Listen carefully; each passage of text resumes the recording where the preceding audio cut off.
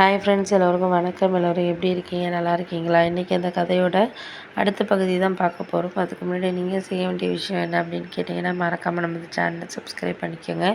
கீழே இருக்க பெல் பட்டனையும் கிளிக் பண்ணுங்கள். அப்போ தான் நான் போடுற வீடியோஸ் எல்லாமே உடனுக்குடனே உங்களுக்கு நோட்டிஃபிகேஷன் வரும். ஸோ மறக்காமல் சேனலை சப்ஸ்கிரைப் பண்ணிவிட்டு வீடியோ பாருங்கள் ஃப்ரெண்ட்ஸ். வாங்க நம்ம கதைக்குள்ளே போகலாம்.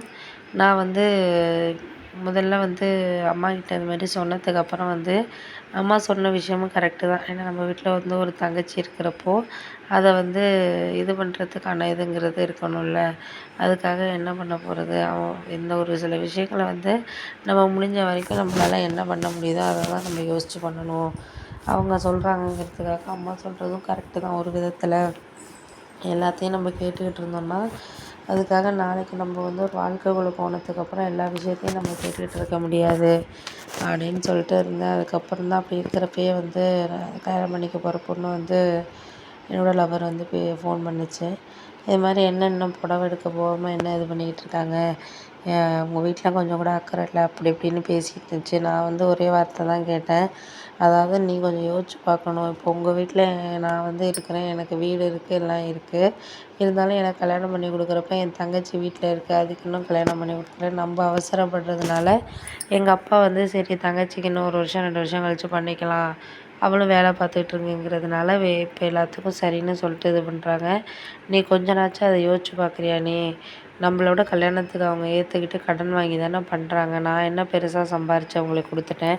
20,000த்தில் 10,000 மாதம் உனக்கு அதுக்கு இதுக்குன்னே செலவு பண்ணுறேன். கேட்டால் உடனே கோவப்படுவேன். கொஞ்ச நாச்சும் இதே உங்கள் வீட்டில் நல்லா யோசிச்சு பாரு. உங்கள் அண்ணன் உன்னை விட்டுட்டு கல்யாணம் பண்ணிக்கிட்டாருன்னா எப்படி இருக்கும்? எல்லாம் உன் மனநிலை எப்படி இருக்கும்? உங்கள் அண்ணன் சம்பாரித்து தானே இப்போ உனக்கு எல்லாம் நல்லது பண்ணுறாங்க, எல்லாமே பண்ணிகிட்ருக்காங்க. உங்கள் அம்மா அப்பாவுக்கும் எல்லாத்துக்கும் பார்த்துக்கிட்டு இருக்காங்க, பண்ணிக்கிட்டு இருக்காங்க. அப்படி இருக்கிறப்போ நீ கொஞ்சம் நாச்சும் யோசித்து பேசணும். எதுவுமே யோசித்து பேசாமல் நீ இப்போ உடனே பண்ணணுன்னா இப்போ ஒரு 50,000 தான் ஒரு புடவை வரும், ஒரு 20,000த்துக்கு எடுக்கிறாங்க. எல்லாேருக்கும் எடுக்கணும் அப்படின்னா பணத்துக்கு எங்கே போகிறது, எவ்வளோ கஷ்டப்படுறோம் அப்படி இப்படின்னு சொல்லிட்டு சொன்னோன்னே அதெல்லாம் எனக்கு புரியுது. கஷ்டப்படுறது எல்லாமே புரியுது, இல்லாமல் இல்லை. புரியாமல் கிடையாது, எல்லாமே புரியுது, பண்ணது தான். ஆனால் இருந்தாலும் நமக்கு அந்த மனநிலைங்கிறது உனக்கு புரிஞ்சுக்க மாட்டேங்கிற.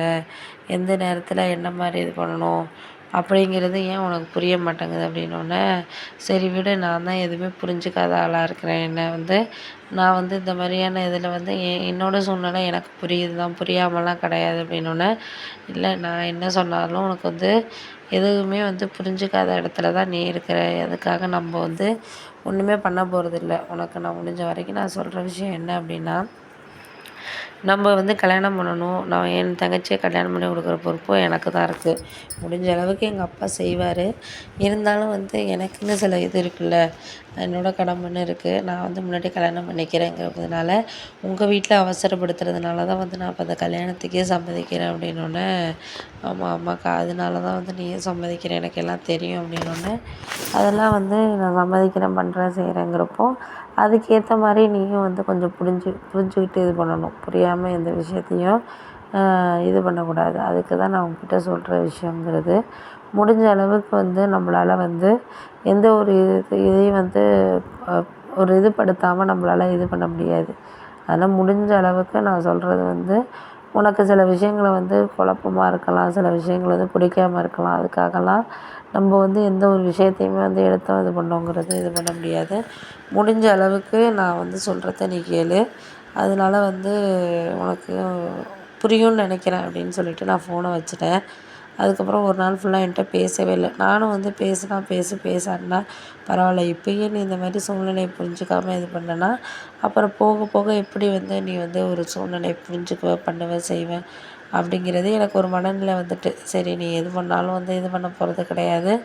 நானும் இதுக்காக நான் கெஞ்சிக்கிட்டு இது பண்ணிக்கிட்டுலாம் இருக்க போகிறது கிடையாது. எது நடக்குதோ நடக்கட்டும் அப்படிங்கிற மாதிரி நான் ஒரு முடிவுக்கு வந்துட்டேன். சரி பார்த்துக்கலாம், நம்ம முடிஞ்ச அளவுக்கு எதாக இருந்தாலும் அவளாக பண்ணால் பண்ணட்டும், நம்ம பண்ணக்கூடாது அப்படிங்கிறதுலேயே நான் ஃபோன் பண்ணவே இல்லை. ஒரு 2 3 நாள் அப்படியே போணுச்சு. அதுக்கப்புறம் அவளே ஃபோன் பண்ணா. என்ன ரமேஷ், நீ பண்ணவே இல்லை, ஃபோன் பண்ணவே இல்லை, என்ன ஆச்சு அப்படின்னு சொல்லி கேட்டோன்னே, இல்லை எனக்கு அந்த அளவுக்கு பிடிக்கல, நீ பேசுகிறதெல்லாம் பிடிக்கல அப்படிங்கிற மாதிரி சொன்னாள். நான் பேசுகிறத நீ கொஞ்சம் யோசிச்சு பார்த்தன்னா அதாவது நீ ஒரு தங்கச்சியாக இருந்து உன் அண்ணன் இந்த மாதிரி உன்னை கல்யாணம் பண்ணாமல் வேற ஒருத்தரை கல்யாணம் பண்ணிக்கிறதுக்கு ஒரு பொண்ணை சொல்லியிருந்தான்னா உன் மனநிலை எப்படி இருந்திருக்கும்? அதை நீ யோசிச்சு பார்த்தியா? யோசிச்சு பார்க்கல. அப்படி இருக்கப்ப என் தங்கச்சியெல்லாம் என்னோட இன்னுமே நல்லா தான் பேசிகிட்டு இருக்கா. நம்ம அண்ணன் முதல்ல கல்யாணம் பண்ண போகிறாரு அப்படிங்கிறதெல்லாம் அவள் கிடையாது. அவள் நல்லா தான் பேசுகிறா, பண்ணுறா, செய்கிறா. அப்படி இருக்கிறதுனால நீ கொஞ்ச நாச்சும் இது பண்ணணும் அப்படிங்கிற மாதிரி சொன்னோன்னே சரி